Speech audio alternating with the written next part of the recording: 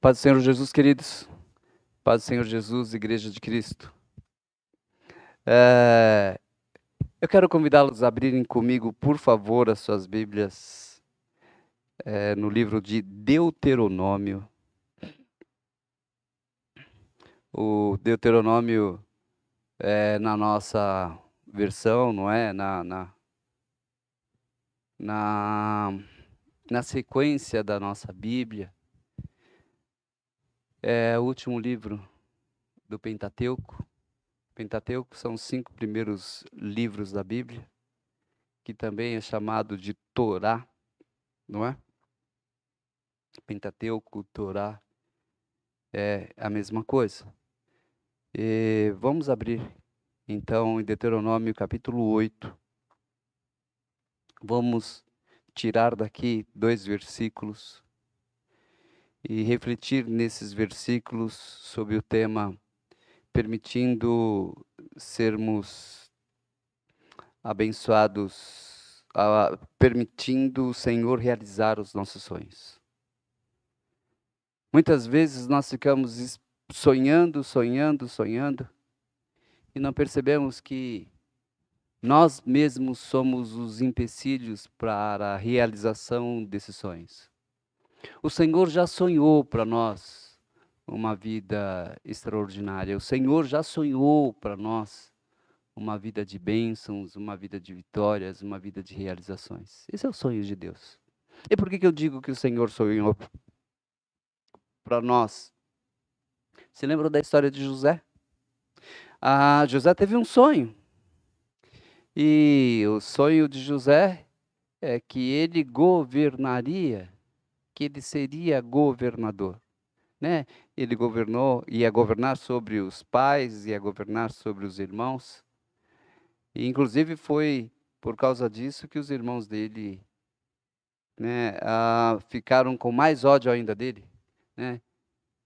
E todos nós conhecemos o desfecho da história. José viveu os sonhos de Deus para a vida dele.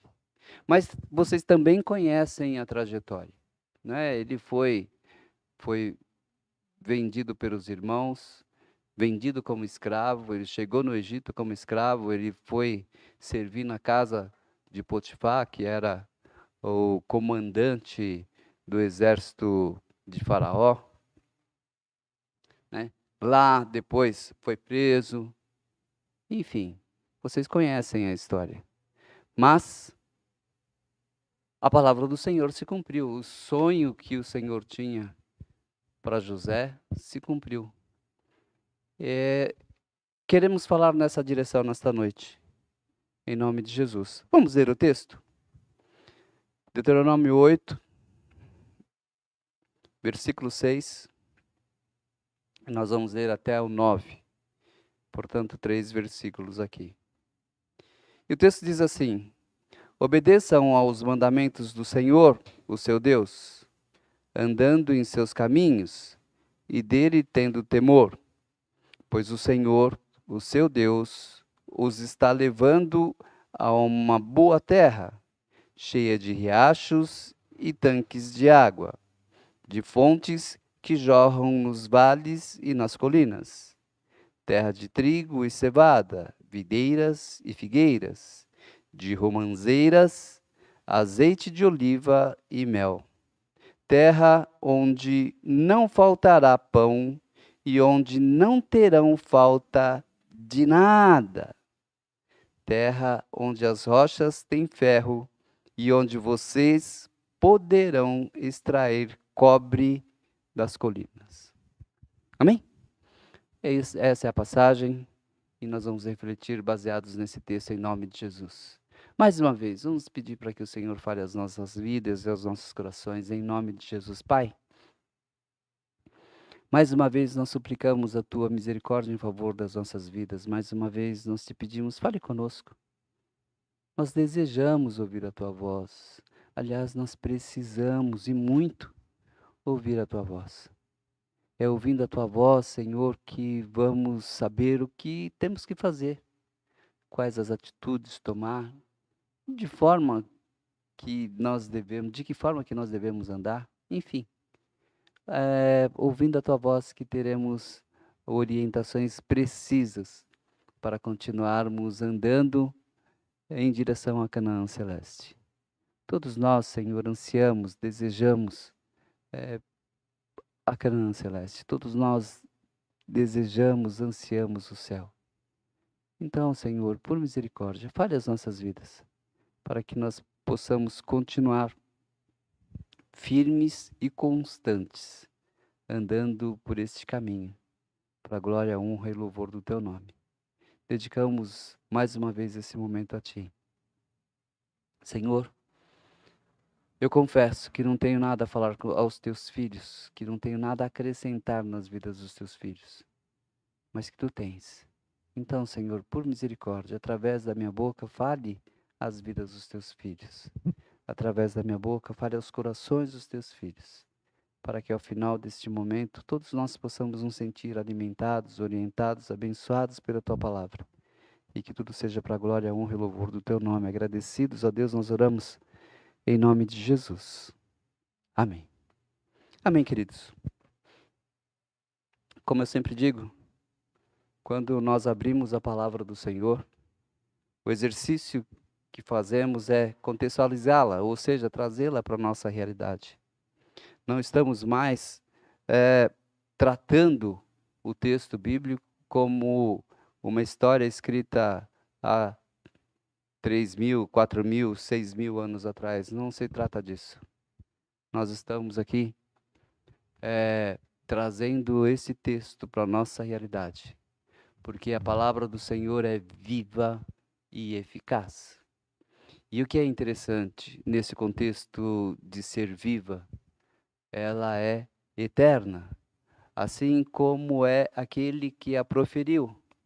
O Deus eterno que proferiu essas palavras, que soprou essas palavras, é o Deus que mantém essas palavras vivas, ou seja, essa palavra está numa dinâmica constante de manifestar vida em nós, vida naqueles que a ouvem, vida naqueles que a leem.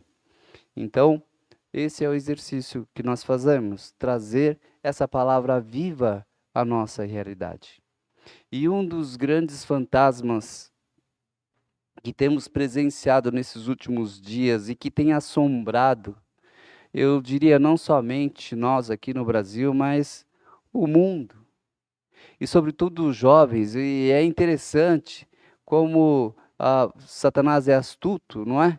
Ele trabalha mais decisivamente, de uma maneira mais frequente, de uma maneira mais avassaladora, de uma maneira mais cruel nas vidas dos jovens, dos adolescentes, das crianças, não é?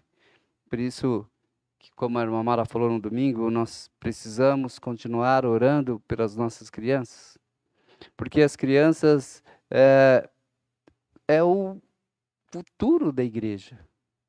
Os adolescentes são o futuro da igreja. Os jovens são o futuro da igreja.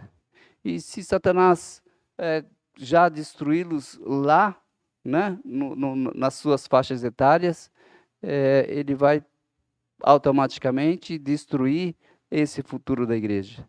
Por isso nós precisamos continuar orando por eles. Mas voltando ao contexto, sobretudo os jovens, né, no Brasil, e eu não diria só no Brasil, eu diria em todo o mundo, o fantasma que tem assombrado, né, principalmente os jovens, e que fica mais nítido na classe dos jovens, é o fantasma da falta de perspectiva. O jovem e o adolescente dos nossos dias não têm perspectiva. Ou seja, eles não conseguem se engajar no ideal de vida, num lugar a chegar, num alvo, num objetivo para as suas vidas. Falta a eles um panorama do futuro, não conseguem visualizar, não conseguem enxergar um panorama no futuro. E, consequentemente, está cada dia mais crescente a falta de expectativa no amanhã. Então, a doutrina satânica, a influência satânica, a sugestão satânica, que é essa palavra que eu queria lembrar, a sugestão satânica é: não tenha expectativa com relação ao amanhã, viva hoje. Faça hoje, se entregue a hoje, se entregue hoje. Porque amanhã é só probabilidade, possibilidade que vai acontecer alguma coisa. Amanhã é só uma possibilidade que vai mudar alguma coisa. Então, viva intensamente hoje. Então, infelizmente, se drogue intensamente hoje. Então, beba intensamente hoje. Se entregue aos vícios intensamente hoje. Se entregue ao sexo intensamente hoje. E não percebem que tais atitudes só vai criar um panorama de dificuldade futura, um panorama de sofrimento futuro, em detrimento do ser, em detrimento da própria pessoa. Então, essa falta de perspectiva no que vai acontecer, no que pode acontecer, essa falta de visualizar um alvo no futuro tem sido um fantasma que tem trazido os nossos jovens, especialmente, para baixo. Então, os nossos jovens não querem estudar, os nossos jovens não querem se dedicar, os nossos jovens não querem trabalhar, não é? Eles querem o máximo de tempo que puderem ficar sendo mantidos pelos pais e pelos familiares. E é lógico que o plano de Satanás não é só exatamente e particularmente com os jovens, mas com todos nós. Aí entra também as crianças, entra também os adolescentes, aí entra também os adultos, entra cada um de nós. E este mal, queridos, tem aterrorizado corações, eu diria, no mundo inteiro. E vemos esse mal abalando as pessoas. E não está tão longe de nós. É só olharmos à nossa volta. É só olharmos as pessoas que se relacionam conosco, que vocês vão ver esse mal se instalando nas vidas dessas pessoas. E em meio a esta realidade, nós, Igreja de Cristo, precisamos refletir a respeito. Em meio a essa realidade, faz-se necessário demonstrarmos àqueles que estão à nossa volta, demonstrarmos ao mundo, demonstrarmos às pessoas que estão próximas de nós o valor e a importância da nossa fé. Ainda hoje eu estava falando com um cliente exatamente isso.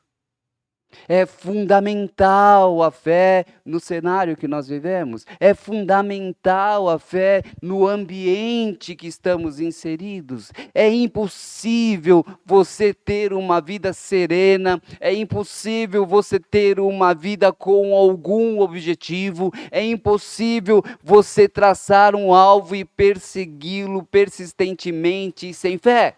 Não tem como nós colocarmos isso em prática. E mesmo vivendo essa realidade que essas pessoas estão vivendo, a diferença é que a nossa perspectiva, a diferença é que a nossa visão de futuro está baseada, está fundamentada, não naquilo que nós estamos vendo, mas está baseada e fundamentada naquilo que cremos. E quando cremos, transcende a barreira daquilo que eu posso ver. E quando cremos, transcende a barreira da realidade que eu estou vivendo. Esse é o ponto. Quando cremos, nós ultrapassamos os nossos limites, as nossas limitações. A nossa expectativa no amanhã está alicerçada na esperança viva no cumprimento da palavra do Senhor. no cumprimento da promessa do Senhor. Um dia, ao ascender aos céus, ele disse: olha, eu vou voltar, e eu vou voltar para buscar vocês. E para que eu vou fazer isso? Para que onde eu estiver, vocês estejam também. Desde então, essa tem sido a nossa esperança, a nossa expectativa. Temos vivido todos os dias na expectativa desse acontecimento. Quando eu falava com essa pessoa que eu citei há pouco, eu disse exatamente isso. Eu não vejo a hora desse momento chegar. Eu vivo em função deste momento. A morte não me perturba. Sair desse cenário não me perturba, porque o anseio, o desejo do meu coração é estar eternamente com Ele.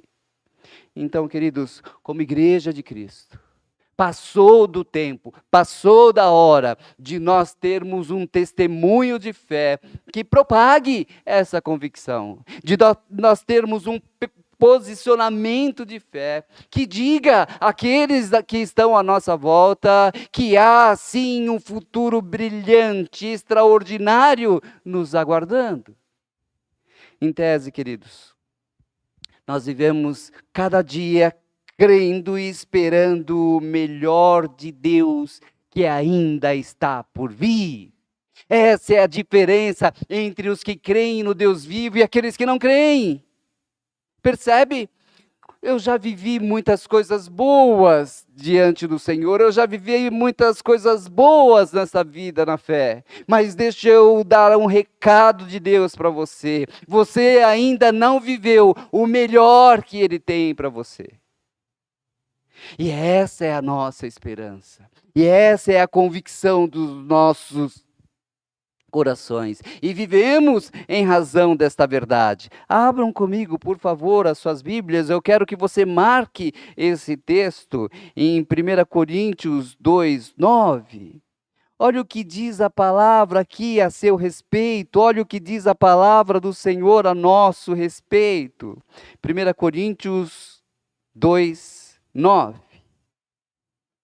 Todavia, como está escrito, olho nenhum viu, ouvido nenhum ouviu, mente nenhuma imaginou o que Deus preparou para aqueles que o amam. Esse é o ponto. E é isso que faz toda a diferença entre nós e o mundo. E é isso que faz toda a diferença entre aquilo que nós esperamos futuramente e aquilo que o mundo espera futuramente. Queridos, se nós formos só um pouquinho racionais, olhe o mundo, olhe a realidade do mundo. Vai melhorar? Seja sincero, responda a você mesmo: vai melhorar? O mundo vai melhorar? As pessoas vão melhorar? As guerras vão acabar? Você acha isso? Nós não nos iludimos com uma realidade que não é real. É utopia nós falarmos humanamente que vai melhorar. É utopia nós falarmos humanamente que as coisas vão ficar serenas, que o mundo vai viver em paz. Não vai. Nós sabemos o que está acontecendo. É só você ligar nos noticiários e ficar por dentro do que está acontecendo. Por isso, queridos, nós vivemos em função da palavra. Por isso nós vivemos baseados na palavra, alicerçados na palavra. Por isso nós vivemos aguardando o cumprimento da palavra em favor das nossas vidas. E aqui no versículo 6 de Deuteronômio, onde nós lemos, o texto começa dizendo assim: obedeçam os mandamentos do Senhor, andando, resumidamente, não é? Andando em seus caminhos. E esse é o ponto de partida. Quando o texto diz aqui, obedeçam os mandamentos do Senhor, andando em seus caminhos, O texto não está nos obrigando a fazer coisa alguma. O texto não está impondo às nossas vidas vivermos aquilo que nós não queremos viver. Não está impondo às nossas vidas vivermos regras que nós não gostaríamos de estar submetidas a elas. Não é isso que o texto está dizendo. Quando nós vamos lá, no original da palavra obedecer, quer dizer ouvir dentro. Essa é a diferença entre nós e o mundo. O mundo só conhece a razão. O mundo só conhece a audição racional. E nós conhecemos a audição do coração. Ouvir dentro é ouvir no coração. E ouvir no coração é ouvir na alma, e ouvir na alma é ouvir no centro das nossas emoções. Por isso as convicções que temos, por isso que nada pode roubar de nós essa certeza daquilo que o Senhor falou a respeito das nossas vidas, porque nós não ouvimos na mente, nós não ouvimos na nossa racionalidade, que é o tempo todo falha, nós ouvimos no coração. Então, obedecer é ouvir no coração. E olha que interessante que é a palavra do Senhor para as nossas vidas. Quando nós ouvimos no coração e não na nossa mente, fazer a vontade do Senhor, submeter-se à vontade do Senhor, não resistir àquilo que Ele quer para as nossas vidas, não é uma obrigação, não é um dever, não é um fardo, é um privilégio, é uma alegria, é uma realização, porque nós não estamos racionalizando, nós estamos vivendo aquilo que o Senhor colocou em nossos corações através da sua palavra. Só pode dizer o que o apóstolo Paulo disse lá em Gálatas 2:20, se você ouvir no coração. Não tem como você viver de outra forma, porque não é racional. Vamos lá, Gálatas 2:20, por favor.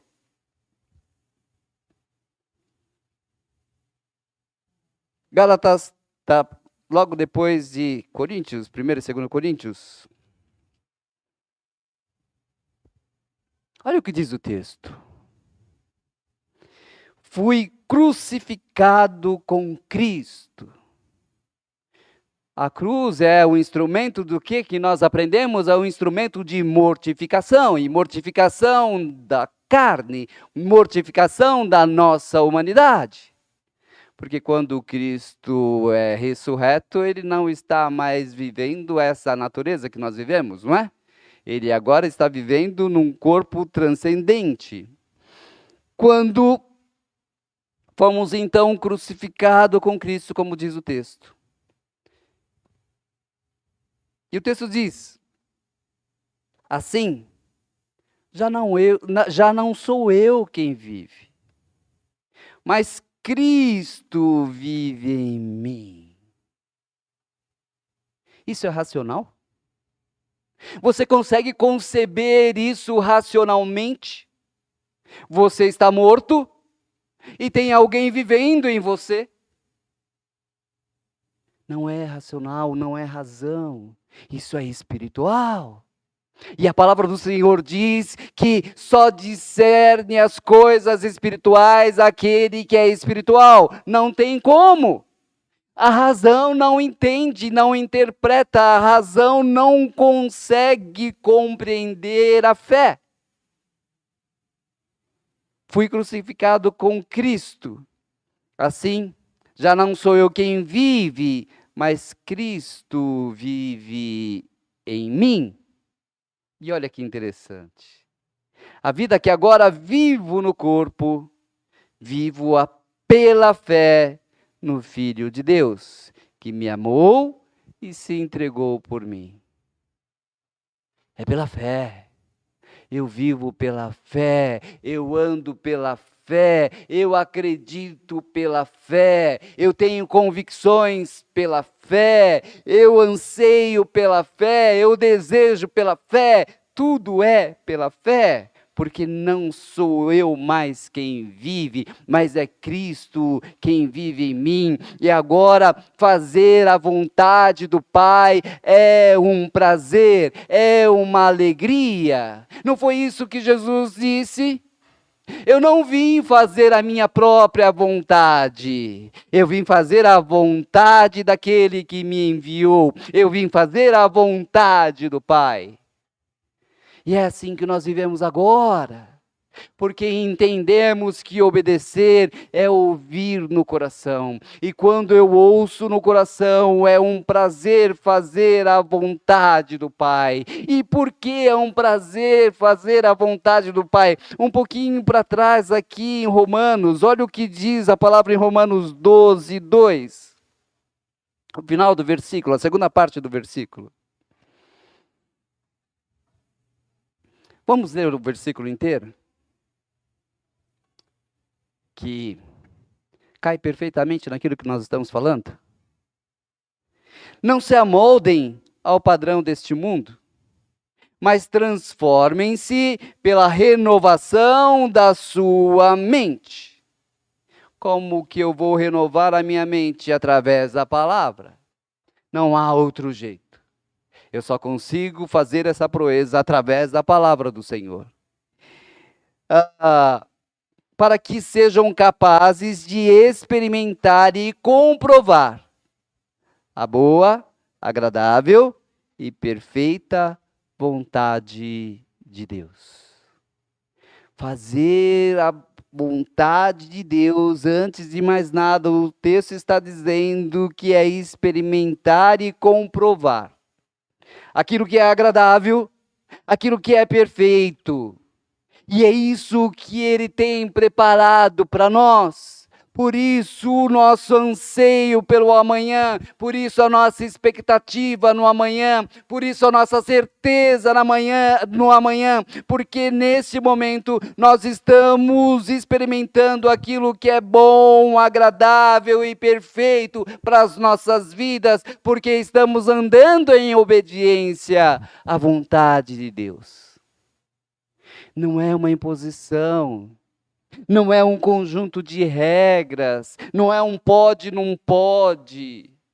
Ah, agora você não pode fazer isso, você não pode fazer aquilo. A palavra do Senhor diz que eu tudo posso naquele que me fortalece. Mas se eu ando fazendo a vontade do Senhor, eu não vou pecar, porque essa não é a vontade dele. Se eu ando fazendo a vontade do Senhor, eu não vou fazer aquilo que é errado, porque essa não é a vontade dele. Estou olhando a hora e passa muito rápido, e a gente só está na introdução. Continuando então, queridos, no versículo 7, diz assim, resumidamente também, pois o Senhor os está levando a uma boa terra, cheia de, e aí tem tudo discriminado que tem nessa terra. Ele está nos transportando para o lugar que Ele preparou. Como eu disse há pouco, Ele falou, eu vou vos preparar lugar, para que onde eu esteja, vocês estejam também. Ele está nos transportando agora para este lugar. A vida na fé nos leva a este lugar. Ele está agora nos conduzindo para a terra de mananciais. É exatamente isso que a palavra está nos dizendo. Ele os está levando a uma terra boa, ou seja, Ele está nos transportando, nos levando a uma terra de mananciais. Ele nos está guiando para um caminho reservado aos santos. Grave isso no seu coração. Estamos sendo transportados para o lugar que o Senhor preparou. Como Ele fez com o seu povo aqui nesse contexto, quando eles estavam entrando em Canaã. Ele está nos conduzindo para a terra de mananciais, como ele fez com o seu povo aqui. Ele diz: olha, a terra onde tudo que você planta frutifica. Ele está nos transportando, nos conduzindo para este lugar. Ele está nos guiando por um caminho reservado aos santos. Não é qualquer um que pode trilhar esse caminho. E você deveria se orgulhar de andar por este caminho, de ter sido escolhido por Ele para andar neste caminho, de ter sido salvo por Ele para andar nesse caminho. Olha o que diz aqui Isaías 35, 8. Isaías 35, 8. E ali haverá uma grande estrada, um caminho que será chamado caminho de santidade. Os impuros não passarão por ele. Servirá apenas aos que são do caminho. Os insensatos não o tomarão. Se você olhar lá em Atos, um dos primeiros nomes dos cristãos foi exatamente isso: os do caminho. Foi um dos primeiros nomes dado aos cristãos. Nós somos esse povo, o povo do caminho. E que caminho é esse? O caminho da salvação. Que caminho é esse? O caminho da Canaã celeste. Que caminho é esse? O caminho do céu. Deveríamos nos orgulhar em estarmos nesse caminho, em estarmos conduzindo as nossas vidas por este caminho. Entendeu? Não é uma imposição, é graça. Não é um fardo, é liberdade. Percebe?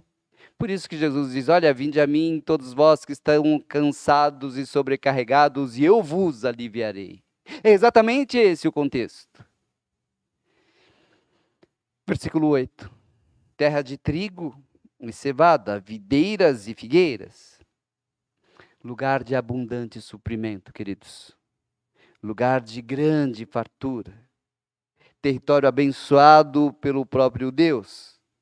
Onde o intruso, esse é o interessante, o intruso não vai poder entrar nele. O animal feroz não vai poder entrar nele. Você não vai ser atacado se você andar por este caminho, porque ele dará ordens aos seus anjos para os guardar, assim diz a sua palavra lá no Salmo 91. Porque ele diz que estará com você, ele diz que vai à sua direita, vai à sua esquerda, vai na sua retaguarda, vai na sua frente, como diz lá em Deuteronômio 31. Mas aqui mesmo em Isaías, onde você acabou de ler o versículo 8, olha o que diz o 9. Ali não haverá leão algum nesse caminho que ele tem reservado para você. E nenhum animal feroz passará por ele, nenhum deles se verá por ali. Só os remidos andarão por ele. Percebe? É um caminho reservado aos santos, é um caminho reservado aos remidos. Portanto, é um caminho reservado aos escolhidos. Não é qualquer um que pode andar por esse caminho. Diferente do mundo que tudo pode, qualquer um entra. Nesse caminho não pode. Andar por esse caminho é reservado só para um grupo seleto, que foi escolhido a dedo. E escolhido pelo próprio Deus. Esse é o panorama do nosso futuro, é assim que nós enxergamos o futuro, é assim que vemos o futuro. Essa é a nossa expectativa do amanhã. Por quê? Porque esse é o plano de Deus para as nossas vidas. O que diz Jeremias com relação ao futuro? Abram comigo lá em Jeremias 29, 11.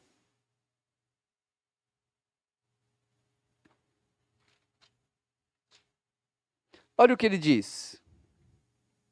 Porque sou eu que conheço os planos que tenho para vocês, diz o Senhor, planos de fazê-los prosperar e não de lhes causar dano, planos de dar-lhes esperança e um futuro. Nós temos um futuro garantido, diferente do mundo que não tem futuro algum, que não sabe o que vai acontecer no futuro. Nós temos um futuro garantido e garantido pelo próprio Deus. Esse é o ponto. Por isso que nós temos expectativas, ansiamos pelo futuro.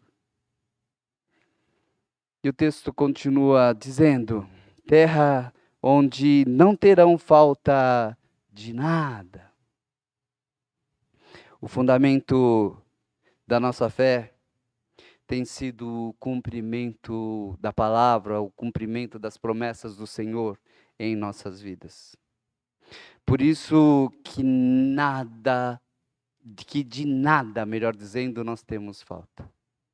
Por isso que nós continuamos desfrutando daquilo que está escrito em favor das nossas vidas. Lá no Salmo 23, verso 1, e todos vocês conhecem, diz: o Senhor é o meu pastor e nada me faltará. O Senhor é meu pastor e de nada terei falta. Não há como sermos pessimistas vivendo essa realidade. Não há como temermos o futuro vivendo esta realidade. Não há como agirmos e reagirmos diferente do que estamos falando agora, se já estamos vivendo o cumprimento dessa palavra, o cumprimento daquilo que virá. Por que eu digo isso? Abram comigo, por favor, as suas Bíblias em 1 Coríntios 13, 9. Desculpe, hoje nós chamamos de culto de doutrina. É o culto onde nós passeamos pela Bíblia, é o culto que nós gostamos de achar mais referências. Olha o que diz a palavra do Senhor em 1 Coríntios 13 e 9. Quando, porém, vier o que é perfeito. 1 Coríntios 13 e 9, não é?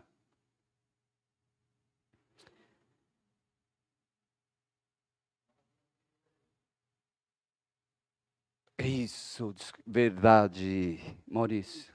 Eu fiquei em dúvida agora, mas é que eu li o posterior, é o anterior. O 9 é o anterior. Então, 13 e 9 diz assim: pois em parte conhecemos e em parte profetizamos.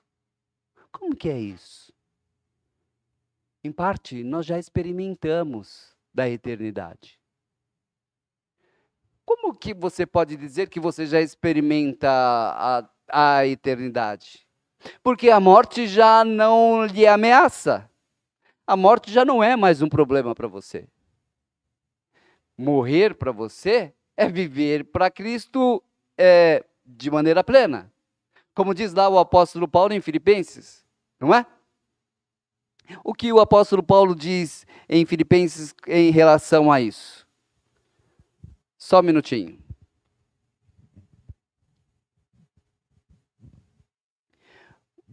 O apóstolo Paulo diz que, para mim,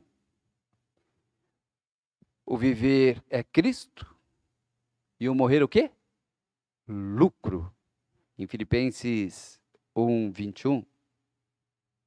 É exatamente assim que encaramos a morte física, não é? É lucro. Por que lucro? Porque eu vou estar com Cristo. Por que lucro? Porque eu vou adentrar o ambiente que deseja, que anseia a minha alma. Então, em parte, nós já experimentamos. E, em parte, nós esperamos a plenitude. Porque a palavra do Senhor diz que um dia que Ele vier nas nuvens e nos buscar, nós nos tornaremos, né? Nós seremos transformados e nós seremos como Ele é. Colossenses diz isso. Desculpe ficar pegando um monte de texto, mas olha o que diz aqui Colossenses 2, 3, desculpa, 3, 4. Quando Cristo, que é a sua vida, foi exatamente isso que falamos há pouco, não é? Não foi isso que o apóstolo Paulo diz lá em Gálatas 2:20? Não mais eu, mas Cristo. Ou seja, eu morri. Quem vive agora é Cristo em mim. E aqui o apóstolo Paulo está dizendo em Colossenses que Cristo é a minha vida. É exatamente isso. Esse é o ponto. Quando Cristo, que é a sua vida, for manifestado, então vocês também serão manifestados com Ele em glória. Nós seremos como Ele é. Em parte, nós experimentamos esta vida em Cristo, que nos proporciona essa certeza, essa convicção e que nos dá essa segurança com relação ao futuro. E em parte nós aguardamos tudo isso se concretizar, quando estaremos com Ele para sempre. Então, queridos, nós vamos prosseguir vivendo essa expectativa. Mas eu disse lá atrás, né, que o tema da nossa reflexão é nós permitirmos o Senhor realizar os nossos sonhos. E de que forma que eu permito que o Senhor realize o meu sonho? Vivendo segundo a sua vontade, obedecendo os seus preceitos, vivendo a sua palavra. Mas mais um texto, aqui em Romanos 1,16. Abram comigo, por favor, é o último texto, eu espero que a gente vá abrir. O apóstolo Paulo diz: não me envergonho do evangelho, porque é poder de Deus para a salvação de todo aquele que crê. Poder, lá no original, no grego, quer dizer uma força dinâmica. Quer dizer uma força explosiva. Mais ou menos como uma dinamite. Né? Lá no original é dinamis, que quer dizer mais ou menos isso. Então o apóstolo Paulo diz: eu não me envergonho do evangelho. Eu não me envergonho de ter reservado, separado a minha vida para andar por este caminho. Porque andar por esse caminho é experimentar desse poder. Andar por esse caminho é experimentar dessa ação dinâmica, desse poder explosivo. E olha o que ele diz. Eu não me envergonho do evangelho, porque é poder de Deus para a salvação de todo aquele que crê. Primeiro do judeu, depois do grego. Primeiro daquele que crê, que conhece. Depois daquele que não conhece, que ainda não crê. Porque no Evangelho é revelada a justiça de Deus, uma justiça que do princípio ao fim é pela fé. Esse é o ponto. É pela fé. Mas olha o que diz o final do texto. Como está escrito, o justo viverá pela fé. Queridos, olha que extraordinário nós lermos esse contexto. Quando Lutero estava, já falei isso algumas vezes, quando Lutero estava traduzindo o texto bíblico do latim, que ele era um bispo, não é? Do latim para a sua língua mãe, para o alemão, que ele era alemão. Quando ele leu esse texto: o justo viverá pela fé. Um texto que aqui o apóstolo Paulo está repetindo Abacuque. Quando ele leu esse texto, o coração dele encheu de tal convicção, o coração dele encheu de tal poder, a sua vida se tornou um manancial de força, de vida, de autoridade, de poder. E ele produz o quê? A reforma. Olha que interessante. Hoje nós somos o quê? Remanescentes da reforma. Não estamos mais enganados, não estamos mais adorando imagens, não estamos mais nos submetendo à doutrina da igreja. Estamos nos submetendo agora, como nós falamos até agora, à doutrina divina, mas não à doutrina da igreja. Por quê? Porque Martinho promoveu a reforma. É isso. É esse o contexto. É isso que o Senhor quer produzir em nossas vidas. Quando vivemos pela fé, nós nos enchemos de expectativa. Quando vivemos pela fé, nós nos enchemos de esperança. Quando vivemos pela fé, nós nos enchemos de autoridade. Quando vivemos pela fé, nós visualizamos um panorama futuro de prosperidade e realizações, conforme diz a palavra do Senhor. Nós não estamos como lunáticos, idealizando coisas que não é realidade. Nós estamos crendo na palavra do Senhor. Quando vivemos pela fé, nós nos renovamos a cada dia na esperança da manifestação da glória de Deus em nós. Esse é o ponto. Como diz a palavra, nós exteriormente até podemos estar nos desgastando, mas interiormente nós estamos nos renovando em glória a cada dia maior. Porque a ação do Espírito está movendo-se em nós. Este é o alimento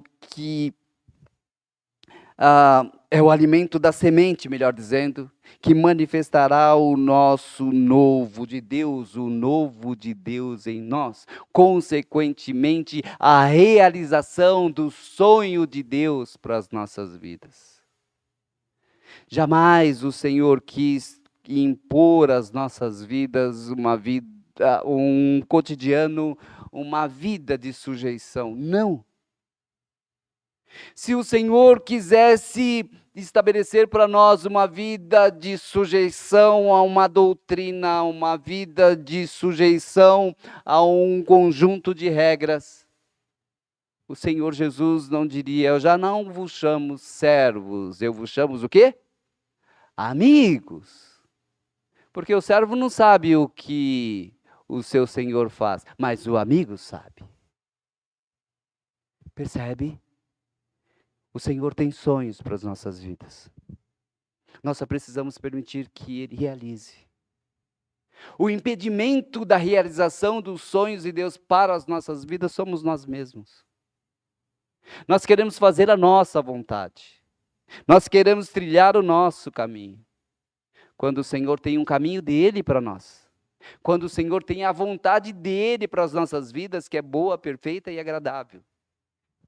Nós só precisamos permitir. E é o que o tempo todo nós não fazemos. Reflita a respeito disso. O Senhor tem sonhos para a sua vida. O Senhor tem sonhos para as nossas vidas. E vão além daquilo que nós pensamos, daquilo que nós imaginamos, daquilo que os nossos olhos já viram, daquilo que os nossos ouvidos já ouviram, como disse a palavra. Nós só precisamos permitir que Ele coloque em prática. O empecilho somos nós. Se permitirmos, Ele vai realizar os nossos sonhos, em nome de Jesus. Amém?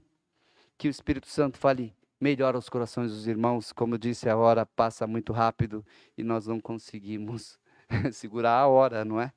Então, já passou o nosso tempo. Que a graça do Senhor seja sobre todos vocês, em nome de Jesus. Vamos ficar de pé, vamos falar com o Senhor. Pai, nós te louvamos, ó Deus, nós te damos graça por mais esse dia em que tu nos concedesses a bênção, a oportunidade, o privilégio, a vitória de podermos refletir na tua palavra, de podermos, como igreja, como teus filhos, como família da fé, juntos, ó Pai, ouvirmos a tua palavra e refletirmos nela. Senhor, que teu Santo Espírito fale melhor aos nossos corações, aos corações dos nossos irmãos, para que nós possamos entender no profundo, Senhor, aquilo que tu quisesses falar às nossas vidas nesta noite. Senhor, que nós possamos agora nos sentir edificados, orientados, abençoados pela tua palavra. Deus de amor, continue com a tua boa mão estendida sobre a tua igreja. Visita, Senhor, em especial os nossos irmãos que estão enfermos. Visita a Nice, visita, Senhor, a nossa irmã Angela Ávila, visita a nossa irmã Nilza. Visita, Senhor, todos os nossos irmãos que estão enfermos. Visita, Senhor, o pastor Ailton, visita o meu pai, a minha mãe, todos os nossos irmãos, pela tua graça e misericórdia, que a tua boa mão permaneça estendida sobre nós, que o teu Santo Espírito continue nos inspirando, nos motivando a andar, a continuarmos andando por esse caminho, a continuarmos nos reservando a andar neste caminho. Deus bendito, te suplicamos ainda em nome do Senhor Jesus, que a tua boa mão estendida permaneça estendida, que a tua boa mão permaneça estendida sobre cada lar, sobre cada família, sobre cada um desses teus filhos que estão participando conosco desse momento. Pai, em nome do Senhor Jesus, que a bênção da paz, que a bênção da alegria, que a bênção da realização, que a bênção da esperança, que a bênção da plenitude do teu Santo Espírito, que a bênção da prosperidade possam ser marcas tuas nas vidas desses teus filhos, consequentemente nos lares e nas famílias desses teus filhos. Que em tudo, Senhor, a tua misericórdia continue sendo evidenciada no nosso cotidiano, para que aqueles que estejam à nossa volta possam notar a diferença entre os que creem no Deus vivo e aqueles que não creem. Dá-nos o restante de semana abençoado na tua presença. Senhor, em nome de Jesus, fica conosco, porque a tua presença é o bem maior que possuímos. Fica conosco. Despede-nos em paz agora de volta aos nossos lares e nos abençoe pelo amor do teu nome. Abençoe, Senhor, as atividades da tua casa nesse final de semana. Continue nos guiando, nos dirigindo, nos conduzindo pelo caminho que tu tens preparado e que tudo seja para a glória, honra e louvor do teu nome. Agradecidos nós oramos em nome de Jesus. Que o amor de Deus, o bendito Pai da glória, que as consolações do Espírito Santo do Senhor e a graça maravilhosa de Jesus Cristo, unigênito do Pai, seja com todos os presentes, seja com a igreja do Senhor, hoje e sempre.